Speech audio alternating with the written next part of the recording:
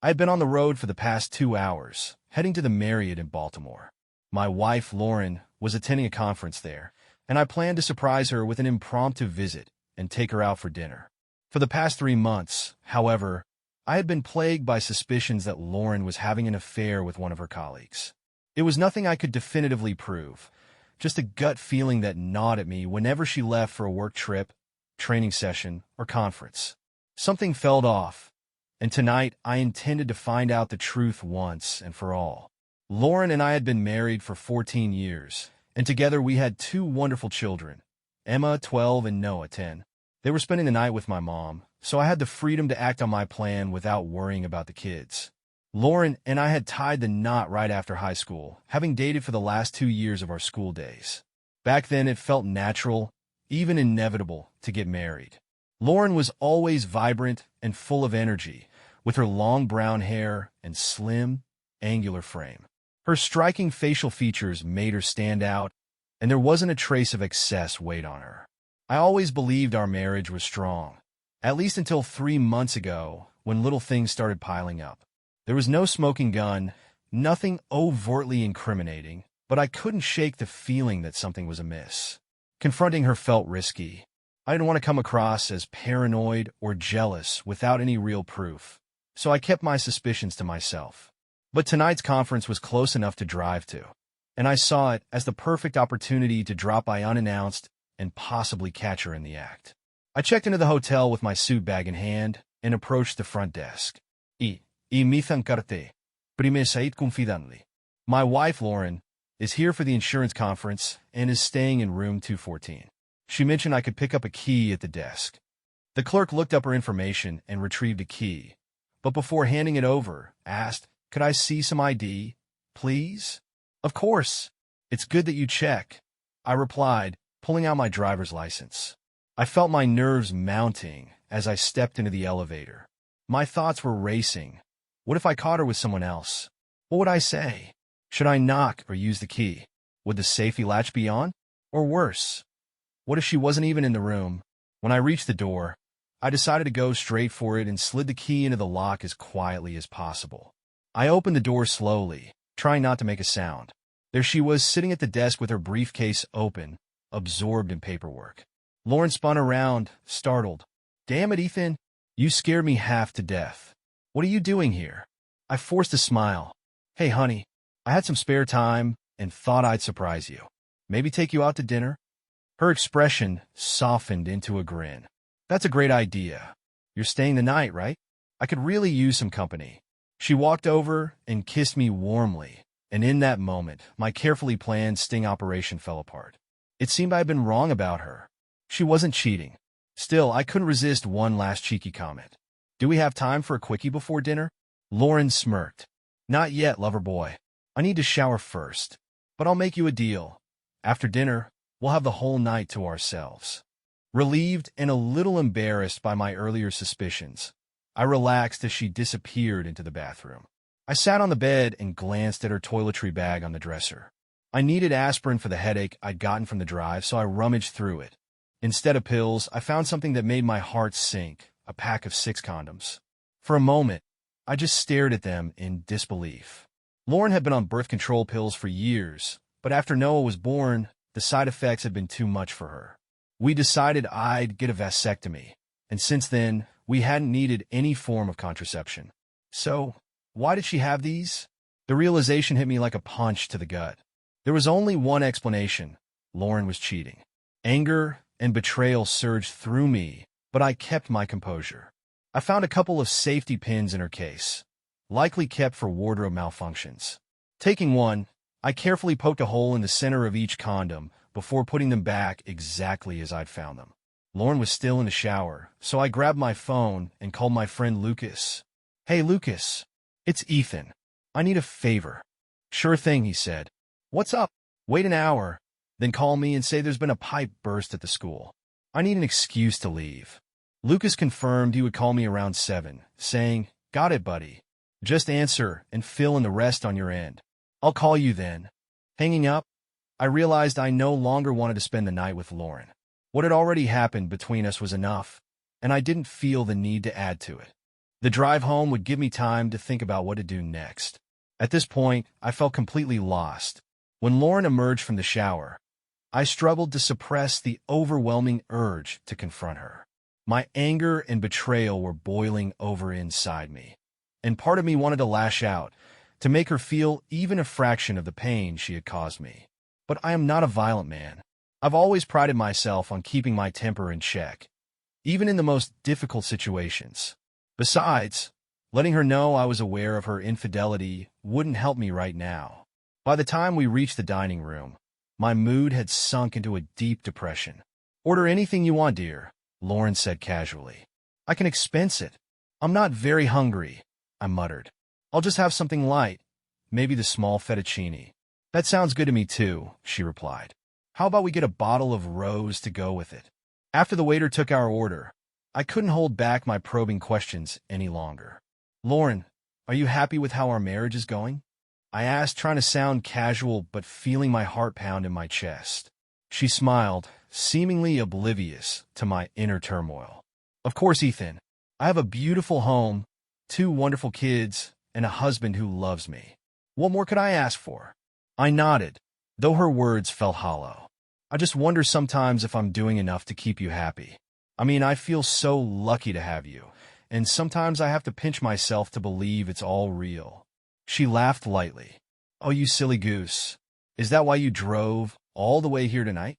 "Ethan, you don't have anything to worry about. I'm happy and content. You're a wonderful husband, and I wouldn't trade you for anything." Her words stung more than they comforted, and I couldn't help but wonder if they were carefully rehearsed.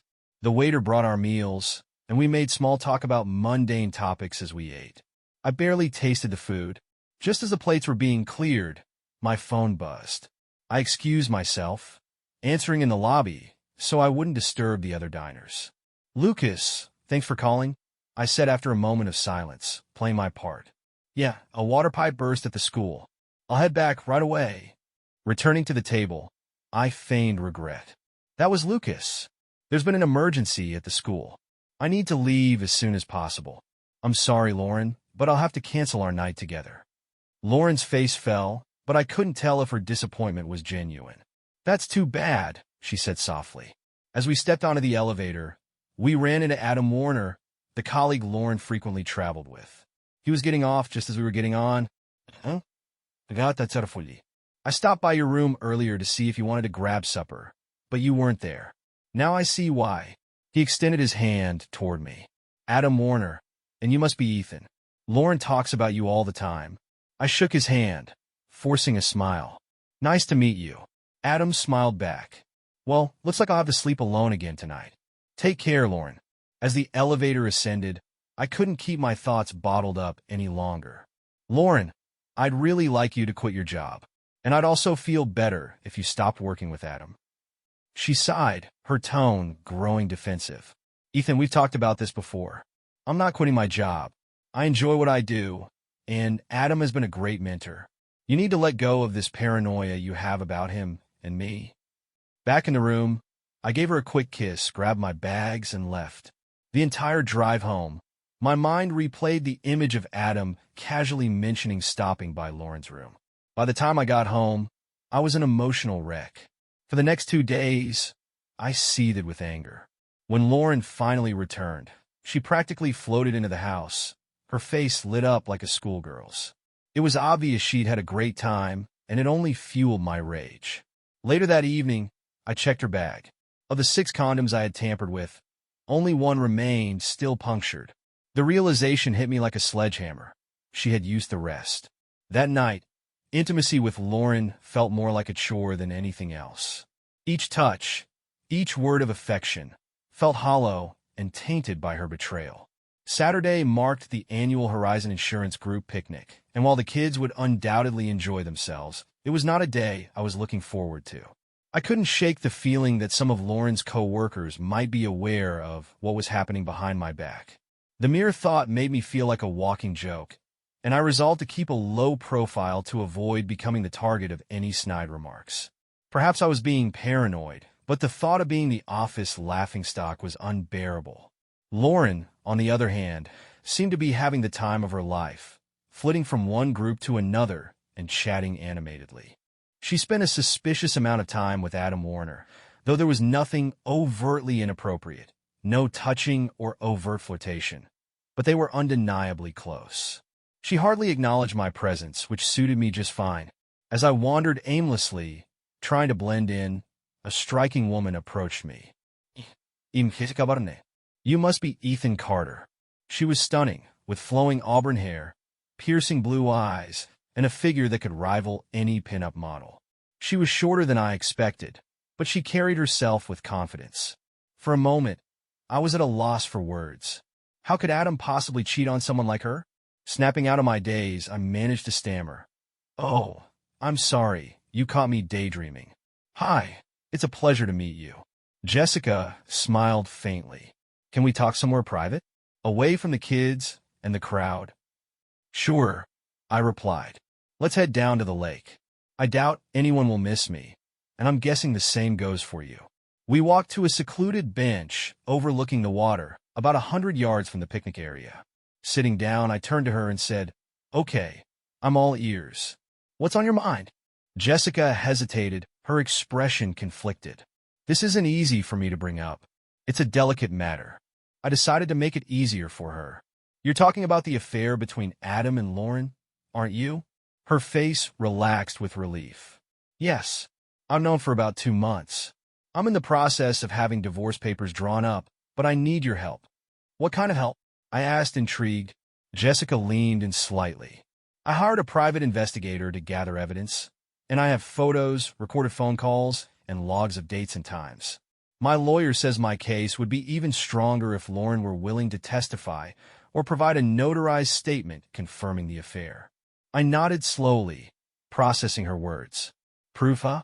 What exactly do you have? She pulled out a folder and began flipping through it. I've got some damning photos and phone conversations, though I don't have any video yet. It's compelling, but not bulletproof. I'll try to help, I said cautiously. I'm not sure how, but I'll figure something out. Do you think your lawyer could help me file for divorce using some of this evidence? I don't have anything solid on my end. Jessica smiled sympathetically. I'm sure that could be arranged. I'm also suing Horizon Insurance Group. I've got statements from other employees who confirm that certain executives knew about the affair and did nothing to address it. They'll have 2 options. Fire both of them or face a multi-million-dollar lawsuit. Wow, I said, genuinely impressed. That's thorough. Jessica smiled wryly. Adam's playing golf tomorrow morning. Can you stop by my house around mid-morning? He'll be gone until the afternoon. I can show you everything I have, and we can brainstorm a plan together. I live at 206 Hemlock Avenue in Crestmont. It's a date, I said with a chuckle. Not a real date, of course, but you know what I mean. She laughed lightly. I do. See you tomorrow. We walked back to the picnic area, and as I expected, no one seemed to have noticed our absence. For the first time in days, I felt a flicker of hope. Maybe this mess could be resolved after all. The next morning, Lauren claimed she had errands to run and would be gone for a few hours. As soon as she left, I dropped the kids off at my mom's house and headed to Jessica's. Jessica met me at the door and led me into a comfortable den with a plush leather couch. A large computer monitor sat on the coffee table, displaying a grainy image of an empty motel room. Have a seat, she said, motioning to the couch. I've got beer, soda, and wine. What'll it be? Just a regular soda. Pepsi if you have it, I replied, trying to stay focused. She handed me a can and smiled slyly. You've got my full attention now. What's going on? Jessica's grin widened. In a few minutes, we're going to watch my dear husband play a round of golf. Live and in full color. I should warn you, though, you're probably going to recognize his caddy. I blinked in disbelief. How in the world did you pull this off? It cost me $1,400 to set everything up, she admitted, but it'll be worth every penny. And don't worry, Adam will be footing the bill when this is all over. She motioned to the couch. It'll last about 2 hours, so get comfortable. I even have popcorn and nachos to keep us entertained. Oh, and by the way, I'll be getting a DVD of this afterward. Jessica leaned back on the couch, holding the remote. Well, the whole session is being recorded, and I'll gladly give you a copy for your lawyer, she said with a wry smile. I don't exactly want to watch this, but I wouldn't miss it for the world either. Shall we let the show begin? I nodded reluctantly. The idea of watching my wife and Adam in the act made my stomach churn, but I needed to see the truth for myself. While we waited for the action to start, we made small talk. Jessica showed me the mountain of evidence she had gathered: photos, recorded phone calls, timestamps, and detailed notes. I was stunned by the sheer amount of information, but the weight of it crushed me. Seeing proof of Lauren's betrayal made everything heartbreakingly real. Jessica shifted gears at one point, talking about her koi ponds. She mentioned she had 3 large ones in her backyard, and I couldn't help but ask if I could bring Emma and Noah to see them sometime. She seemed genuinely pleased by my interest and said she'd love to host them. Before we could delve deeper into the topic, movement on the monitor grabbed our attention. As Jessica had predicted, Adam and Lauren walked into the motel room. Without any preamble, they began undressing. There was no small talk, no foreplay, just an immediate dive into the bed. The video quality was sharp, but the sound was garbled. Not that it mattered. The visuals alone were enough to convey everything. Jessica commented dryly, "Wow, you don't see a show like this every day." I forced a faint smile, unable to respond. What could I say? Sitting beside Jessica, watching our spouses betray us in full color, was surreal and deeply uncomfortable. "Jessica," I said after a moment, my voice strained, "I hate to interrupt, but do we really need to sit through this? I'm not exactly enjoying it." Jessica glanced at me sympathetically. "I get it. You don't have to watch if it makes you uncomfortable. I find the whole thing repulsive myself. Honestly, we've already got everything we need for the lawyers." I exhaled in relief. "Thank you. The plot seems pretty predictable anyway." She chuckled, but her humor was tinged with sadness. "Are you heading home then?" "Actually," I said, glancing toward the backyard, "I was hoping you could show me your koi ponds. That sounds a lot more interesting than sitting through 2 hours of this." Her eyes lit up, clearly thrilled by my interest in her hobby. "Of course," she said, jumping up. As she led me outside, the faint sounds of Lauren's cries of passion drifted from the monitor. The irony wasn't lost on me. While my wife indulged in her sordid affair, I was about to have a far more fulfilling afternoon. The koi ponds were breathtaking. Each one was immaculately maintained, and I found myself fascinated by the intricate pumping and filtration systems. As a former plumber, I was drawn to the engineering side of it. Jessica explained how Adam never helped with her hobby, leaving her to hire contractors for even basic maintenance. "If you ever need assistance with the plumbing, I'd be happy to help," I offered sincerely. "I think it'd be fun to learn more about how these work." She smiled warmly. "That would be wonderful. Adam's always too busy with golf to lift a finger." We spent a couple of hours chatting and inspecting the ponds. Jessica's company was a pleasant distraction, and I couldn't deny how much I enjoyed her presence. Before I knew it, it was time to leave. When we returned to the house, the motel monitor showed an empty room. "Guess their little session is over," Jessica remarked. She promised to call me the next time Adam had a golf game, so I could bring Emma and Noah to see the ponds. The following weeks were a mix of anger and resignation. Every time Lauren showered, I checked her bag and found a fresh supply of condoms. It baffled me how she managed to use them so quickly without me noticing. I kept a safety pin on my keychain, poking holes in the packets whenever I found them. Meanwhile, the kids adored Jessica. After every visit to her house, they would chatter excitedly about the koi ponds, showing Lauren the fish drawings they had made and telling her about the names they'd given each fish. Lauren, however, barely paid attention, seeming more relieved that I had found a way to occupy the kids. She never made the connection between Jessica, the koi lady, and Adam's wife. I made 2 more attempts to convince Lauren to quit her job and stop seeing Adam. Both times, she flatly refused. The second conversation ended in a heated argument, with her snapping at me, calling me insecure, and making biting remarks about my masculinity. It stung, but her words only solidified my resolve. Finally, on a quiet Tuesday night, Lauren dropped a bombshell. "Ethan," she said, her voice tinged with weariness, "I've been feeling really stressed out lately. I think I need to take a few days off from work and visit my sister for about a week."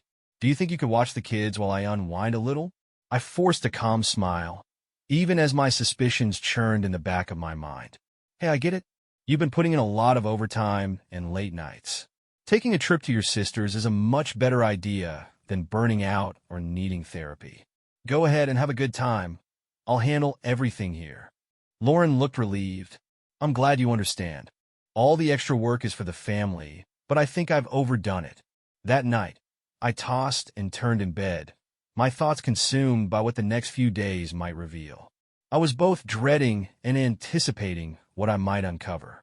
Lauren's sister, Claire, and her husband, Greg, lived about 3 hours away. Greg was a decent enough guy, but completely under Claire's thumb. When she said jump, Greg didn't ask why. He just jumped. The most interesting thing about their town, though, was the presence of 2 abortion clinics. I had already researched their names, locations, and operating hours, and I knew the policies each one followed. Both required a 2-day cooling-off period, meaning the soonest Lauren could schedule a procedure would be Friday if she started the process Wednesday. My guess was she'd aim to complete everything quickly, so she'd have a few days to recover before returning home. That gave me about a day and a half to put my plan into motion. The morning Lauren left for her rest and relaxation trip, I started setting things up. The first step was explaining everything to my parents. It was hard admitting that I'd failed as a husband, but they offered their full support. The kids enjoyed staying with them, and my dad's truck would be perfect for moving Lauren's things out of the house. My lawyer already had the divorce papers ready for me to pick up Thursday morning, and Jessica's lawyer had her paperwork prepared as well. She planned to serve Adam at the same time I served Lauren.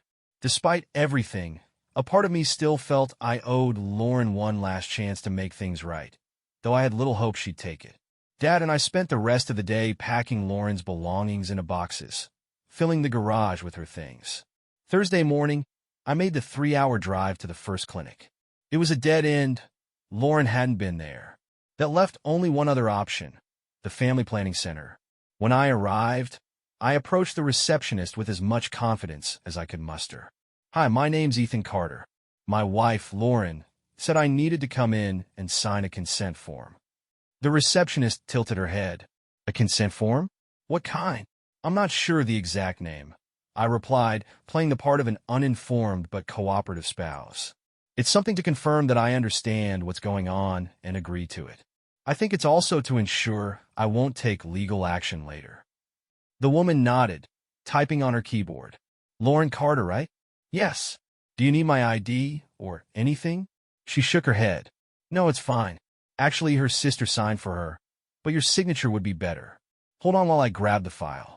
Jackpot. Now I just had to make it through the next 2 minutes. The receptionist placed the form in front of me, pointing to the line just below Claire's signature.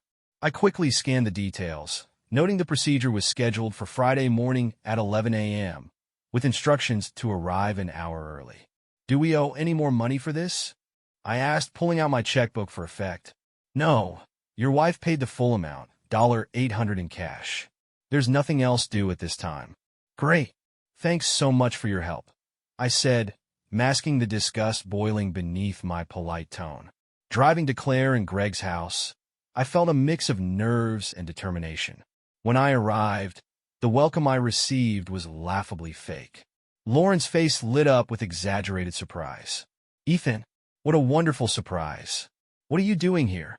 Well, I said casually, Mom and Dad wanted to keep the kids for a few days, so I took some sick leave and decided to pop in on you guys. I guess you could say I needed to unwind a little too. The room fell into an awkward silence.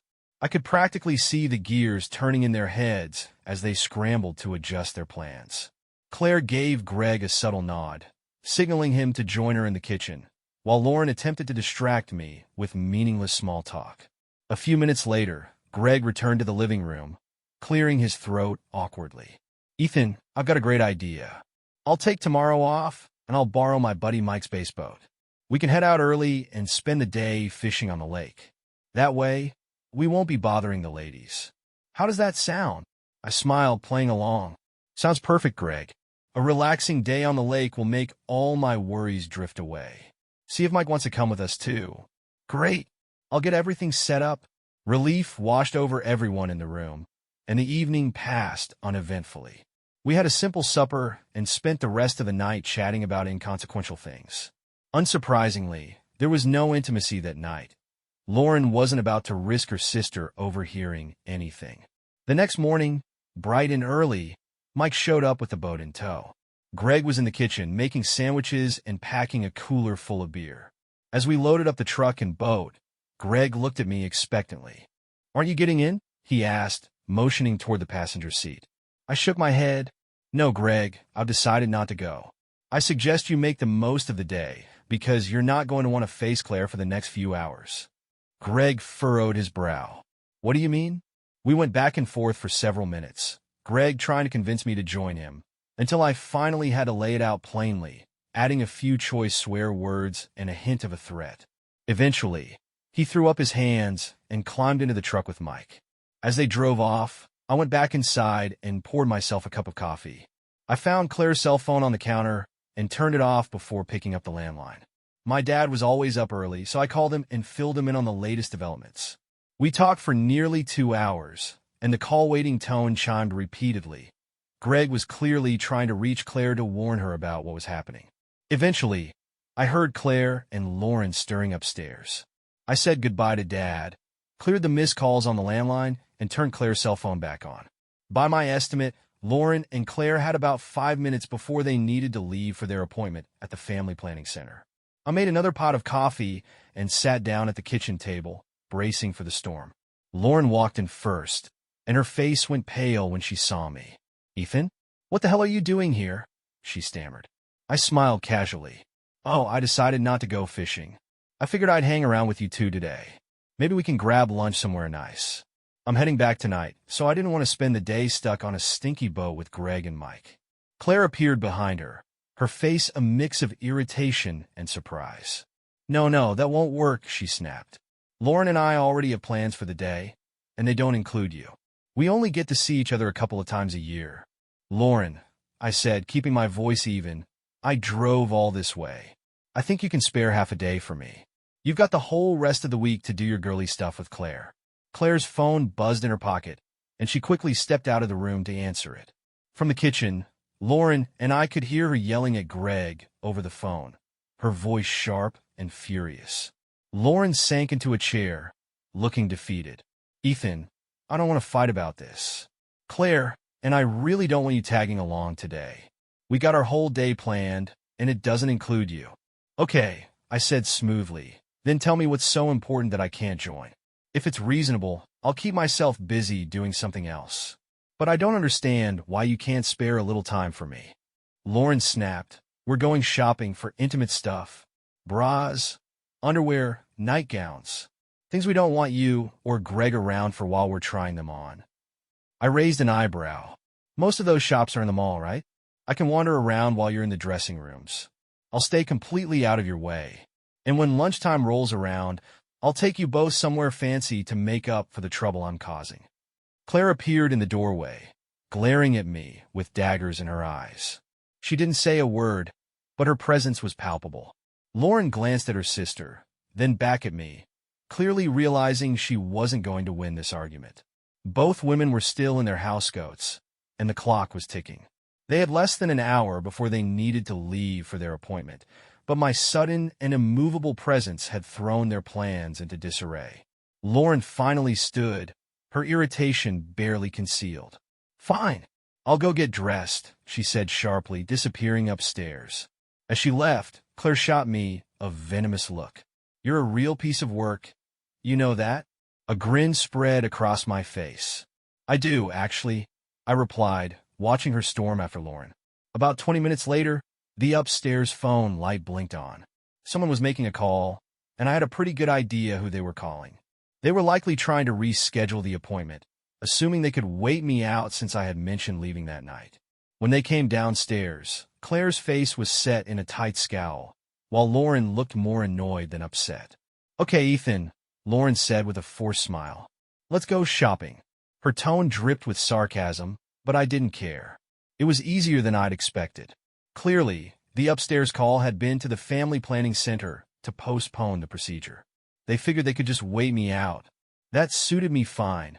I wasn't trying to stop Lauren entirely, but I wanted to make the process as inconvenient as possible. "I'll drive," I said firmly, grabbing my keys. I wasn't about to let them ditch me somewhere in the middle of nowhere. At the gas station, I took my time filling the tank, checking the oil and water, and meticulously cleaning the windshield. Both women sat fuming in the car, and I took immense satisfaction in their obvious annoyance. When we arrived at the mall, I parked far from the entrance so we'd have a long walk. Once inside, I left them to their own devices, trailing at a distance but keeping them in sight. I didn't care what they bought or where they went. I just wanted to make sure the appointment time passed while they were stuck with me. They weren't enjoying themselves at all. Their whispered conversations and frustrated gestures made it clear they were annoyed beyond belief. They bought a few token items to make it look like they'd actually been shopping, but their hearts weren't in it. By the time they returned to the mall center court to meet me for lunch, the appointment window had come and gone. I had succeeded in delaying the inevitable, and I knew they hated me for it. Lunch at the Olive Garden was uneventful. Conversation was minimal, and the tension at the table was palpable. The drive back to Claire and Greg's house was similarly quiet, with both women stewing in their resentment. I didn't care. I felt a smug satisfaction, knowing I had managed to throw a wrench into their plans. Once we got back, I grabbed a beer from the fridge and collapsed on the couch. Greg returned shortly after, and for the next half hour, Claire unleashed a verbal tirade on him that could have peeled paint off the walls. Greg mumbled excuses and eventually slipped out the door, reappearing only in time for supper. After dinner, I pulled Greg and Claire aside and asked if Lauren and I could have a private conversation in the kitchen. Claire rolled her eyes and gave me one of her signature sneers, but agreed. She and Greg went into the living room, leaving me alone with Lauren. She sat at the table, her arms crossed and her expression stormy. "What do you want, Ethan?" "First," I began, keeping my tone as calm as possible, "I want to ask you one more time. Will you please quit your job and stop seeing Adam Warner?" Her jaw clenched, and I could see the rage simmering beneath her composed exterior. "Damn it, Ethan. I am so sick of hearing that.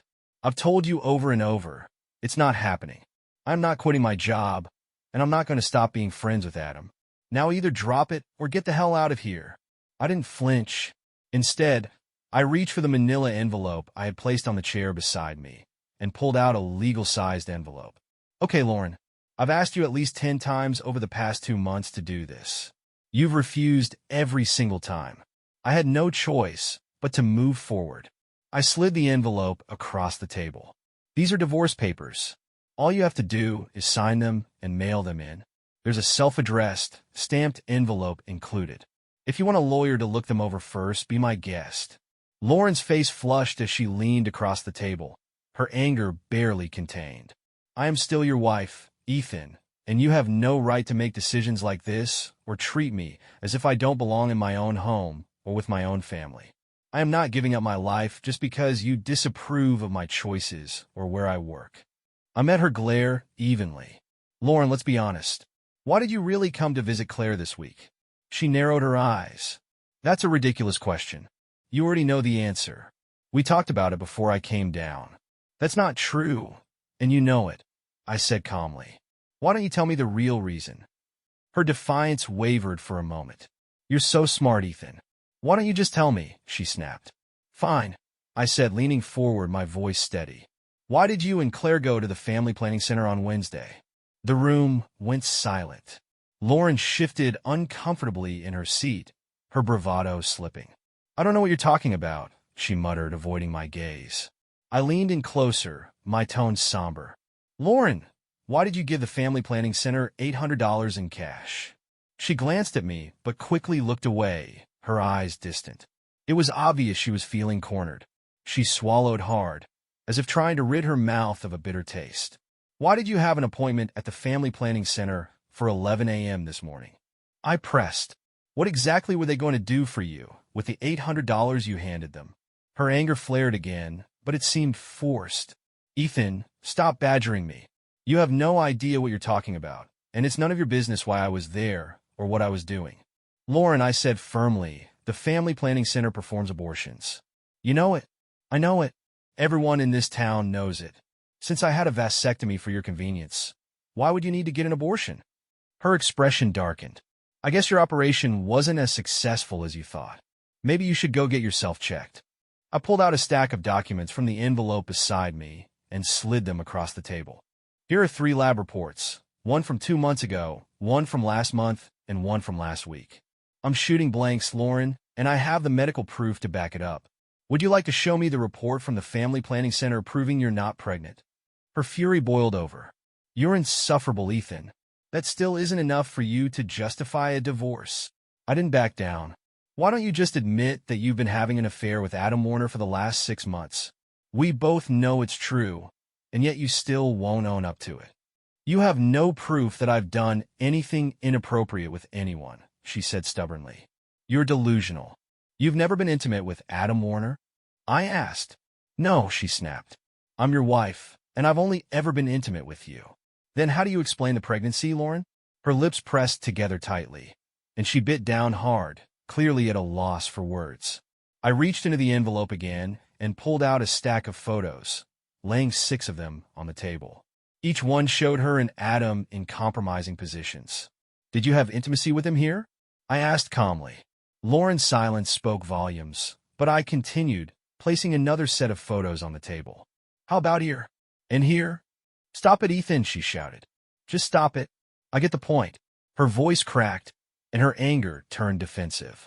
You've been spying on me, haven't you? You're nothing but a sneaky, underhanded man.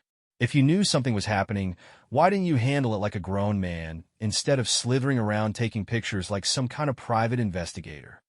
My phone buzzed, breaking the tense silence. I answered it calmly. Okay, 10 minutes works. Thanks for calling. I hung up, and Lauren's eyes darted toward me. What was that all about? She demanded. Dad is bringing your belongings here. I replied evenly. He'll be here in about 10 minutes. The locks on our house have been changed. If there's anything we forgot to pack, let me know, and I'll send it to you. Her face froze, but she said nothing. I slid another envelope across the table. Here's the title to your car. I've signed it over to you. This contains half the money from our joint accounts, $1,200. I've arranged visitation rights for you, with the kids, once a week, and overnight stays once a month if you're willing to sign a notarized statement confirming the affair. I stood and added, oh, and by the way, I also have a DVD of your May 10th visit to the Scandia Motel. It's 2 hours long and matches the photos perfectly. I picked up the photos and placed a small object on the table. Lastly, here's a keepsake for you. She glanced at the safety pin. What is that supposed to mean? That's the pin I used to poke holes in the condoms you've been using for the last 2 months. Did you know you've gone through 48 condoms in 2 weeks? Adam must be having quite the time. You are disgusting, Ethan, she spat. Absolutely despicable. No, Lauren, I said quietly. The truly despicable thing is betraying your marriage vows. I may be a flawed man, but I never cheated on you. Goodbye, Lauren. As I walked out, she finally started to cry. Claire rushed in to console her, but I didn't look back. Greg met me on the porch. What are you doing, Ethan? He asked, grabbing my arm. You've been married 14 years. You can't just throw it all away. I met his gaze evenly. Greg, why did my wife really come down to visit you and Claire this week? He hesitated, staring at the ground. I'm sorry, Ethan. Let's just get the truck unloaded.